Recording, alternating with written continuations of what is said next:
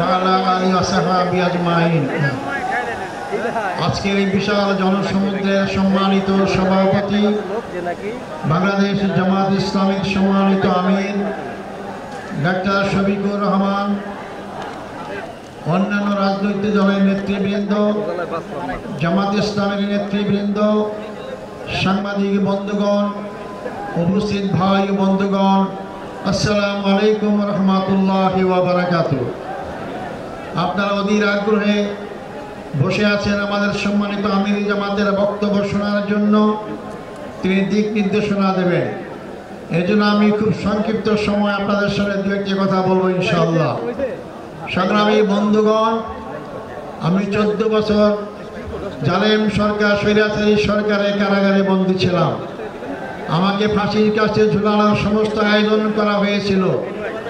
আল্লাহর অশেষ রহমত, একটা কথা আছে, রাখে আল্লাহ মারে কে। আল্লাহ আমাকে বাঁচিয়ে রেখেছেন।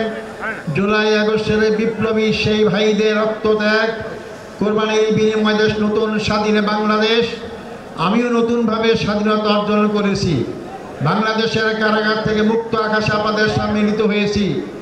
আমি ফাঁসির মঞ্চ থেকে আজকে লক্ষ জনতার মঞ্চে হাজির হতে পেরেছি, আলহামদুলিল্লাহ। সংগ্রামী ভাই ও বন্ধুগণ, আমার অতীত যারা নেতৃবৃন্দ ছিলেন তাদেরকে হত্যা করা হয়েছে।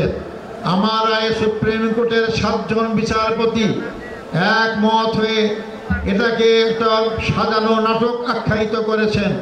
আমাকে জুডিশিয়ারি কিলিংয়ের মাধ্যমে আমাদের ভাইদেরকে হত্যা করা হয়েছে, আমাকে হত্যার আয়োজন করা হয়েছিল।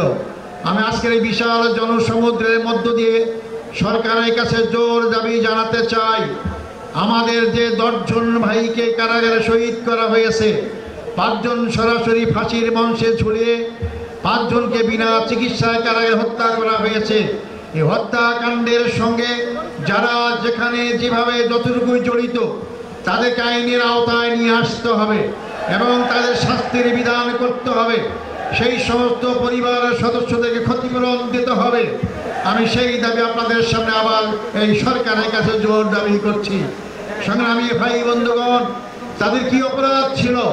তারা বাংলাদেশ ইসলামী হুকুমত কায়েম করে আন্দোলন করছিলেন। তারা বাংলাদেশে আধিপত্য শক্তির হাত থেকে বাংলাদেশ রক্ষার আন্দোলন করেছিলেন। শোষণ, জুলুম, নির্যাতনের হাত থেকে বাংলাদেশের 18 কোটি মানুষকে মুক্তির আন্দোলন করেছিলেন। এটাই ছিল তাদের অপরাধ।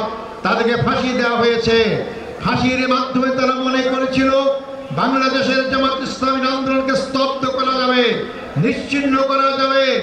আজকে 15.5 বছর পর এই লক্ষ লক্ষ লোকের সমাবেশ কি প্রমাণ করে না ইসলামী আন্দোলনকে হত্যা, ইসলামী আন্দোলনকে ফাঁসি, নির্যাতন করে নিশ্চিহ্ন করা যায় না? বরং আমি বলি, ইসলামী আন্দোলন হচ্ছে এটি খরস্রোতা নদীর মতো।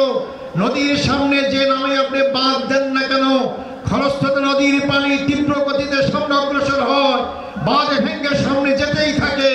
আমাদের সামনে নেতাদের হত্যা করে হোক, 71-এ বয়ান করে হোক, যে নামে আমাদেরকে বাঁধ দিয়ে আমাদের আটকাবার ব্যবস্থা করা হয়েছিল, কোন শক্তি সেই বাঁধে আমাকে আটকাতে পারে নাই। আজকে জামাত ইসলামের সামনে অগ্রসর হচ্ছে। যারা বলেছিলেন যে আমাদের বেটি শাকের বেটি দেশ থেকে পালায় না, আজকে কারা পালিয়েছে? জামাত ইসলামের নেতৃবৃন্দ পালায় নাই। মীর কাসেম আলী সাহেব আমেরিকায় ছিলেন, তিনি বাংলাদেশে এসেছেন, তাকে গ্রেফতার করা হয়েছে, ফাঁসি দেওয়া হয়েছে। আর যাদের ঠিকানা অন্য দেশে, তারাই পালিয়ে গিয়েছে। বাংলাদেশের জামাত ইসলামিক ভিত্তি জনগণের শিকড়ে গঠিত রয়েছে। আমাদেরকে উপরে ফেলতে কেউ পারবেন না। যে উপরে ফেলার চেষ্টা করবেন তাদের দাঁত ভেঙে যাবে, জামাত ইসলামীর কিছুই হবে না ইনশাআল্লাহ। সংগ্রামী ভাই বন্ধুগণ, আমি শেষ কথা বলতে চাই, 54 বছরে বাংলাদেশে দেখলাম, এই 54 বছরে বাংলাদেশের ভাগ্যের পরিবর্তন হয় নাই। জনগণের নেতার পরিবর্তন হয়েছে, তাদের অনেক বাড়িগাড়ি হয়েছে, জনতার পরিবর্তন হয় নাই। জামাত ইসলামী তার প্রতিষ্ঠা লগ্ন থেকেই বিশ্বাস করে মানুষের তৈরি আইন দিয়ে মানুষের ভাগ্যের পরিবর্তন হয় না। যে ভাগ্যের মালিক আল্লাহ, সে আল্লাহই আইন দিয়েছেন, এই মানুষের ভাগ্যের পরিবর্তন করতে পারে।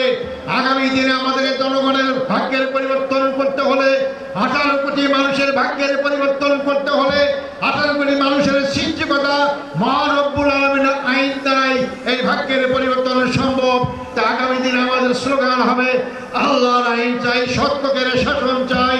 আল্লাহর আইন কামের পাশাপাশি জামাতে ইসলামী সৎ লোক তৈরি করার চেষ্টা করছে। 2 মন্ত্রী প্রমাণ করেছে তাদের বিগত 5 বছরের শাসনে একটি পয়সা দুর্নীতির প্রমাণ কেউ পেশ করতে পারে নাই। এই জাতীয় লোকরাই যদি আগামী দিনে নির্বাচনে জয়লাভ করে ক্ষমতায় যায় আর সংসদে আল্লাহর আইন পাশ করে, তাহলে অবশ্যই বাংলাদেশে কি মানুষের ভাগ্যের পরিবর্তন হবে। সংগ্রামী ভাই বন্ধুগণ, শেষ কথা হচ্ছে বাংলাদেশ জামাত ইসলামী প্রচলিত অর্থে কোনো রাজনৈতিক দল নয়। মনে রাখবেন, বাংলাদেশ জামাত ইসলামী প্রচলিত অর্থে কোন ধর্মীয় দল নয়।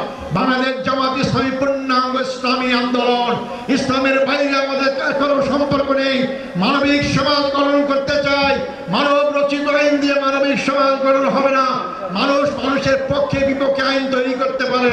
আল্লাহর আইন সবার পক্ষে, জনগণের পক্ষে, সৃষ্টি করতে মানুষের পক্ষে। অর্থাৎ আল্লাহর আইনের একমাত্র মানুষের মানবিক সমাজ গঠন করতে পারে। অর্থাৎ আসুন সেই মানবিক সমাজ গঠনের জন্য আল্লাহর আইন এবং সৎ লোক শাসন প্রতিষ্ঠার আন্দোলনে আমরা শরীক হই। আল্লাহ সবাইকে সেই তৌফিক দান করুক। আল্লাহ হাফেজ। বাংলাদেশ জিন্দাবাদ।